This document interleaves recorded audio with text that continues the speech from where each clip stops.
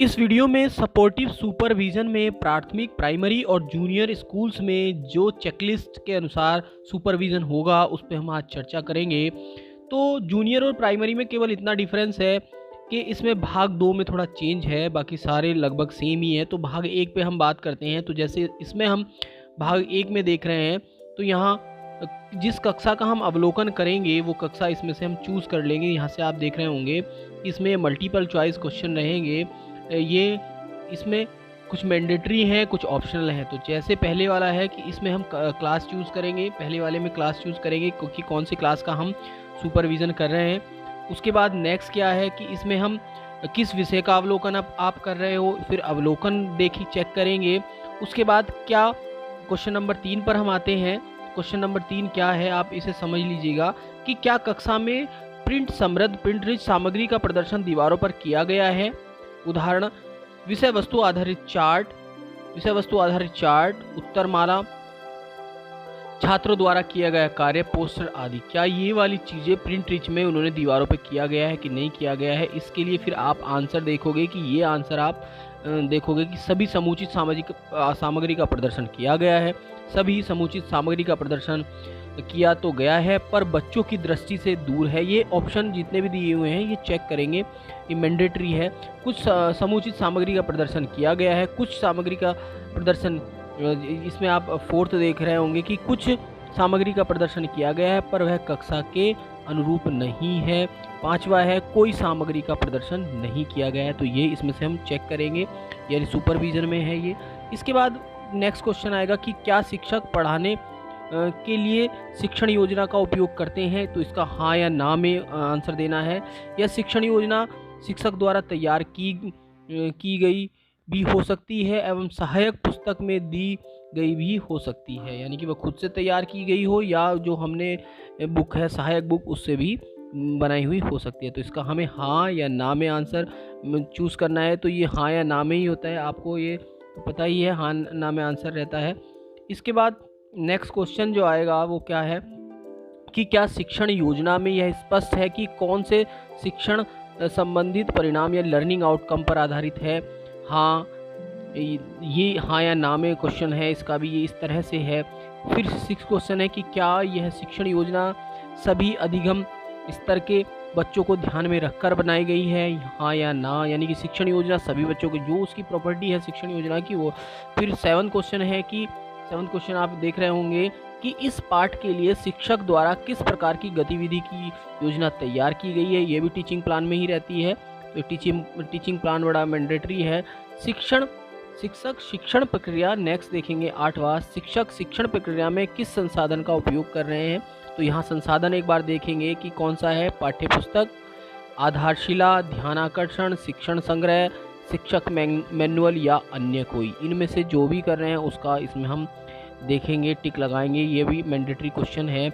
Next question आप देख रहे होंगे क्वेश्चन नंबर 9 कि क्या शिक्षक द्वारा प्रयुक्त TLM जैसे कहानी की किताब आदि शिक्षण प्रक्रिया में सहायक एवं प्रासंगिक है। तो इसमें भी यस नो देना है। किट किताबें और TLM बच्चों को सुलभ होने चाहिए, अलमारी में बंद नहीं होने चाहिए, ये इसमें है, मैंडेटरी है। तो ये वाला है। नेक्स्ट क्वेश्चन आप देखोगे कि नेक्स्ट है कि क्या आप कक्षा में सीखने के माहौल का किस प्रकार वर्णन करेंगे। ये जो सुपरविज़न करने आएंगे उन पर है कि इसका आंसर आप देखेंगे कि सभी बच्चे पठन पाठन में व्यस्त हैं, सहजता से शिक्षक और सहपाठियों के सवाल जवाब कर रहे हैं। पहले वाला, केवल कुछ ही बच्चे कक्षा में बढ़कर प्रतिभाग कर रहे हैं, अधिकांश बच्चे केवल पूछे गए प्रश्न पर ही प्रश्न का उत्तर दे रहे हैं, अधिकांश बच्चे प्रश्न पूछने में हिचकिचाते हैं और अध्यापक से डरते हैं। इनमें से जो भी है वह ऑप्शन इसमें लगाना है क्योंकि ये मल्टीपल क्वेश्चन है। और नेक्स्ट क्या है कि कक्षा में समावेशन की स्थिति क्या है, उसके लिए समावेशन की स्थिति इसमें ऑप्शन दिए गए हैं, ये इस टाइप से हैं। फिर नेक्स्ट है शिक्षक कक्षा में किस प्रकार के प्रश्न पूछ रहे हैं। तो शिक्षक कक्षा में किस प्रकार के प्रश्न पूछ रहे हैं। तो शिक्षक कोई प्रश्न नहीं पूछते, शिक्षक केवल ऐसे प्रश्न पूछते हैं जिनमें बच्चों को केवल हाँ या ना में उत्तर दिया जाता है। शिक्षक बच्चों की रुचि बनाने के लिए विभिन्न प्रकार के प्रश्न पूछते हैं जिसमें बच्चे अपनी राय बताते हैं, सिखाए गए पाठ से सवाल हल करते हैं, अपने जीवन से संबंध बनाते हैं। ये वाले इस टाइप के प्रश्न हैं, ये टिक करना है। फिर नेक्स्ट आप देखोगे कि तो नेक्स्ट है कि क्या कक्षा में कितने प्रतिशत, क्वेश्चन नंबर 13 है, कक्षा में कितने प्रतिशत छात्र गतिविधि में प्रतिभाग कर रहे हैं, तो इसमें परसेंटेज देना है यहाँ से। नेक्स्ट है कक्षा में छात्र किस प्रकार की गतिविधियां करते हुए नजर आ रहे हैं, तो यहाँ इसमें इसके बारे में लिखा हुआ है, आप स्क्रीनशॉट इसका ले सकते हो। नेक्स्ट आप देखोगे तो नीचे क्वेश्चन है कि क्या शिक्षक कक्षा अनुरूप अधिगम स्तर प्राप्त नहीं कर पाने वाले छात्रों को अतिरिक्त समय दे रहे हैं, तो इसके लिए इसके आंसर इधर से आप देखेंगे। शिक्षक कक्षा अनुरूप अधिगम स्तर प्राप्त नहीं कर पाने वाले छात्रों को अतिरिक्त समय नहीं दे रहे हैं, अतिरिक्त समय दे रहे हैं, ये सारे यहाँ से शिक्षक कक्षा अनुरूप अधिगम, यहाँ से आंसर टिक होएगा। तो ये हमें ध्यान रखना है कि क्या। फिर इसमें प्राइमरी के लिए भाग 2 अलग तरीके से है और जूनियर के लिए अलग से है। तो पहले हम प्राइमरी का देखते हैं। तो प्राइमरी में क्या है, तो आप देखोगे कि सपोर्टिव सुपरविजन प्राथमिक विद्यालय की चेकलिस्ट, बाकी सब सेम है लगभग। तो आप यहाँ से देखोगे तो इसमें जो भी कक्षा हम अवलोकित करेंगे यहाँ से हम चूज़ कर लेंगे। फिर उसके बाद यहाँ से हम गणित वाले, यानी कि जो हमारे यहाँ से आप गणित वाले देखोगे कि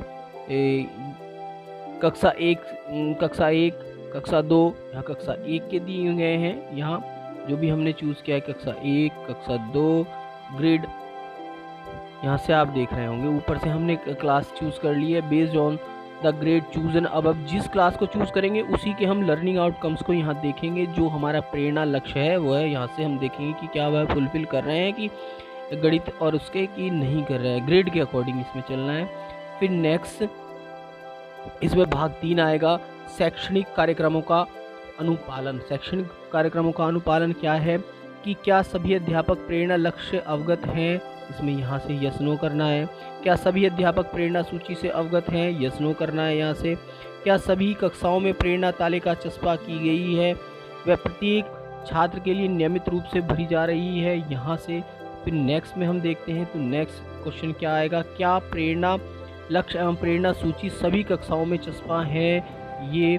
फिर नेक्स्ट क्वेश्चन है क्या अध्यापक दीक्षा पर, यहाँ ये वेरी इंपॉर्टेंट क्वेश्चन है, जरा इस पर ध्यान देंगे कि क्या सभी अध्यापक, नेक्स्ट क्वेश्चन नंबर 5, अध्यापक दीक्षा पर पंजीकृत हैं और उसका नियमित उपयोग करते हैं, दीक्षा का नियमित उपयोग करते हैं। अध्यापक से प्रश्न कीजिए कि उन्होंने दीक्षा ऐप पर क्या क्या सामग्री देखी है, क्या वे यह दिखा सकते हैं कि वह किस कोर्स को दीक्षा पर कर रहे हैं। ये सारी चीज़ें यहाँ से हैं, तो यहाँ इसके आंसर इधर से हमें देने हैं।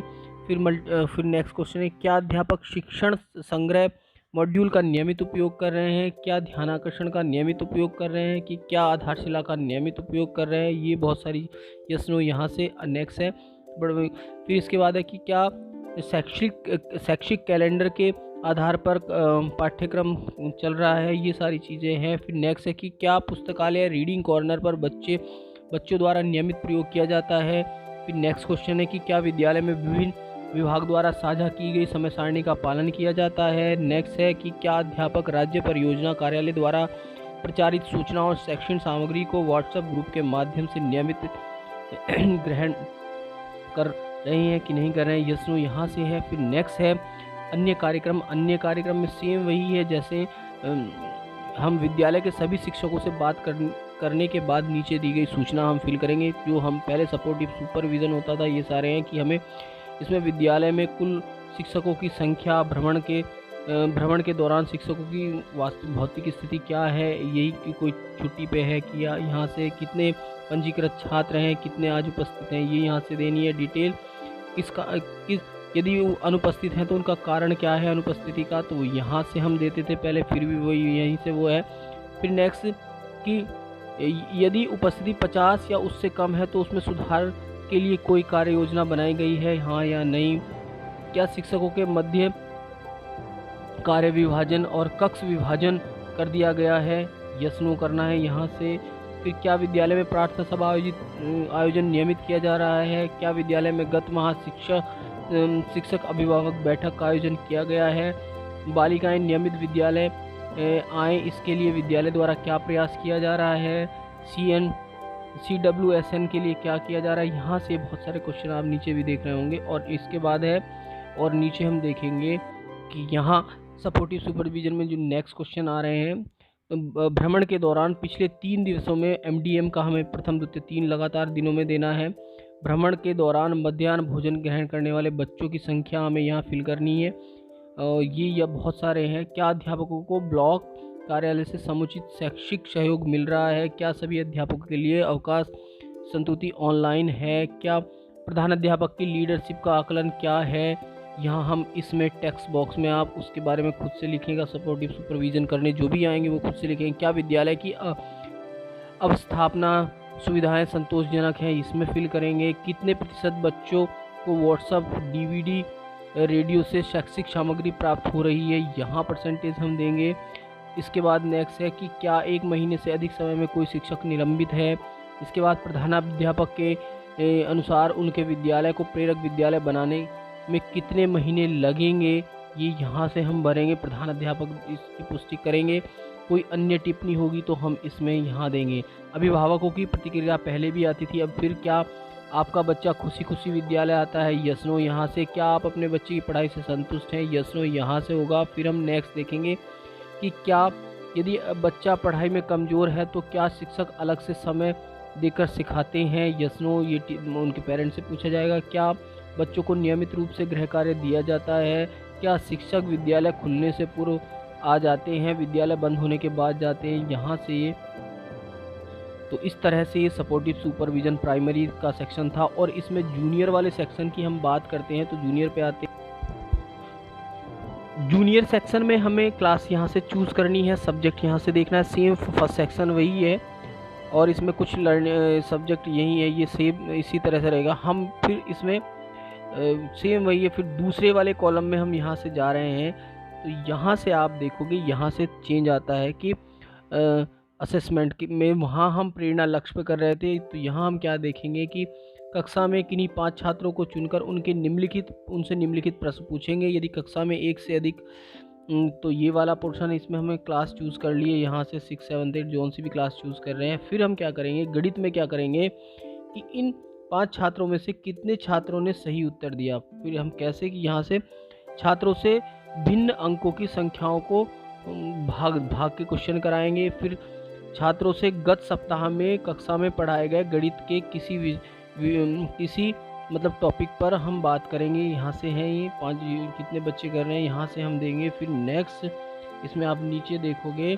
तो यहाँ है कितने, फिर हिंदी में है तो कितने छात्र अनुच्छेद पर आधारित 3 या 3 से अधिक प्रश्नों के उत्तर दे पा रहे हैं, कितने छात्र अनुच्छेद पर आधारित 3 से कम उत्तर दे पा रहे हैं। तो ये वाले सारी हम यहाँ से यस नो ये मैंडेटरी है।